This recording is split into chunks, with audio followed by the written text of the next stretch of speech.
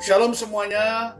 Hari ini tanggal 12 Juni 2021, saya Pendeta Nusliur bersama keluarga akan merenungkan firman Tuhan berdasarkan Kejadian 3 ayat 15 dengan tema Tuhan Yesus Kristus adalah keadilan dan kasih Allah.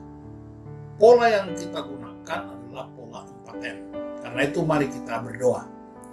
Ya Tuhan, kami bersyukur kepadamu karena kami percaya firman Allah itu kuasa Allah, kebenaran Allah, kasih Allah yang menyembuhkan, membebaskan, dan memulihkan di dalam nama Tuhan Yesus Kristus.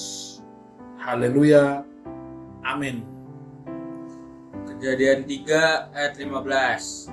Aku akan mengadakan permusuhan antara engkau dan perempuan ini, antara keturunanmu dan keturunannya.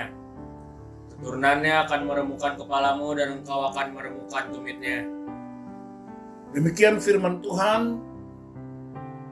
Tapi mau ingatkan kita semua bahwa pola 4M kekuatannya terletak pada the power of question atau kuasa pertanyaan. Sekarang kami mau tanya dari Kevin, siapakah yang dimaksud dengan aku dan engkau dalam ayat ini?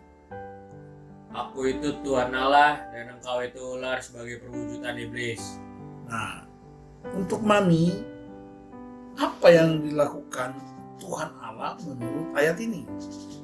Tuhan Allah mengadakan permusuhan antara iblis dan perempuan ini, antara keturunan iblis dan keturunan perempuan ini. Pak, Dede mau tanya. Ya, tanyalah. Kenapa Tuhan melakukan permusuhan antara iblis dan keturunan perempuan itu? Oke, sekarang kita lihat di ayat itu.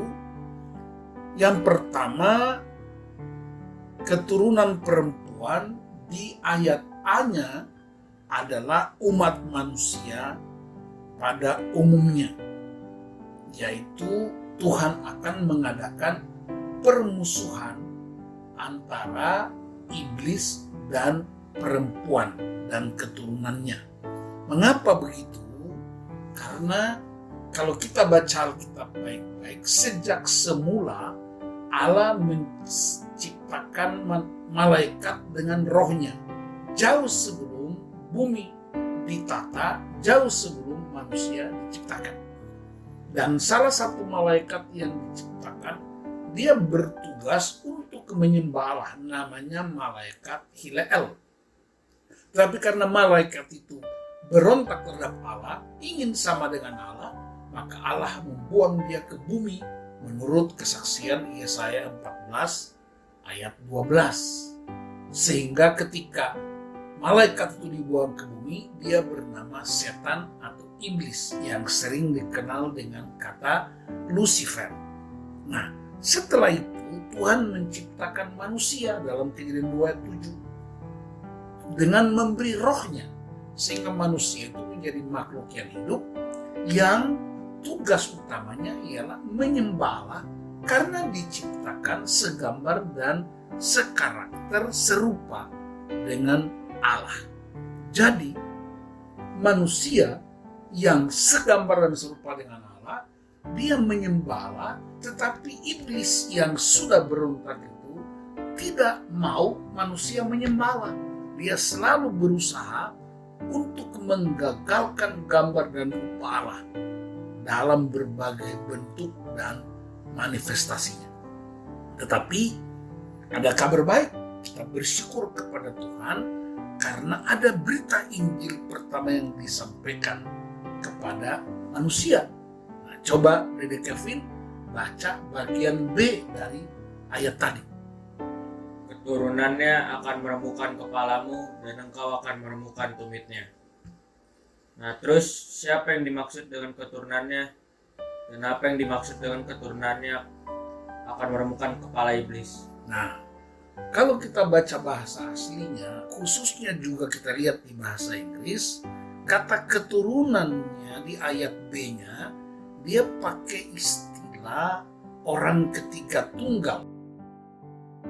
laki-laki yaitu kata he atau dia, untuk memberi nubuatan penegasan bahwa Yesus Kristus adalah dia yang diutus untuk meremukan, mengalahkan iblis secara sempurna, secara total, dan tidak dapat diubah lagi, dan dilakukan oleh Yesus di atas kayu salib itu.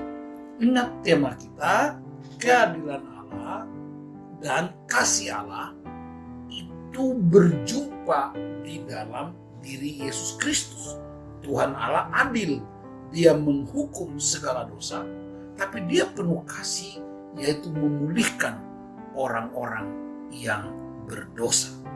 Dan karena itu memang harusnya manusia yang dihukum, tetapi justru Kristus yang dihukum. Itulah kasih Allah yang tanpa syarat itu. Dan Yesus Kristus mengalahkan iblis di atas kayu salib itu. Nah, terus apa yang dimaksud dengan iblis akan merumuhkan tumitnya, Pak? Nah, tumit digunakan sebagai gambaran tentang titik kritis atau titik kelemahan pada setiap manusia. Dan walaupun kita sadar bahwa Yesus Kristus sudah mengalahkan iblis secara total dan sempurna, tetapi dalam Efesus 4 ayat 27, firman Tuhan mengingatkan kita untuk jangan memberi kesempatan kepada iblis. Karena itu kita mesti sadari setiap titik kritis, sadari setiap titik kelemahan pada diri kita sendiri, sehingga tidak menjadi incaran iblis. Karena 1 Petrus 5 ayat 8 berkata, iblis itu bagaikan singa yang mengaum berjalan untuk mencari mangsa yang dapat ditelannya. Karena itu Alkitab memerintahkan kita untuk sadar dan berjaga-jaga. Sadar dan berjaga-jaga ialah kita tetap percaya kepada Tuhan Yesus Kristus, tapi kita sadari titik-titik kritis kita, titik-titik kelemahan pada kita untuk terus digairahkan, dibangkitkan, dipulihkan, sehingga kita menjadi orang-orang yang menang. Dengan apa? Lawanlah iblis dengan iman yang teguh, iman kepada Kristus yang sudah disalibkan dan bangkit dan menang dan naik ke surga. Dan karena itu pengajaran hari ini, mari kita alami keadilan Allah, kita alami kasih Allah, sehingga kita menjadi umat Tuhan yang menang dan terus menampakkan gambar dan rupa Allah di bumi. Haleluya. Terima kasih. Amin. Amin. Mari kita berdoa. Terima kasih Bapa di surga, dalam nama Tuhan Yesus. Tolong kami umat-Mu untuk terus-menerus memandang Kristus itu yang hebat dan dahsyat, supaya kami bersama-sama menegakkan keadilan Allah, tapi juga kami mengalami kasih Kristus yang begitu hebat. Di dalam nama Tuhan Yesus Kristus. Haleluya, haleluya, haleluya. Amin.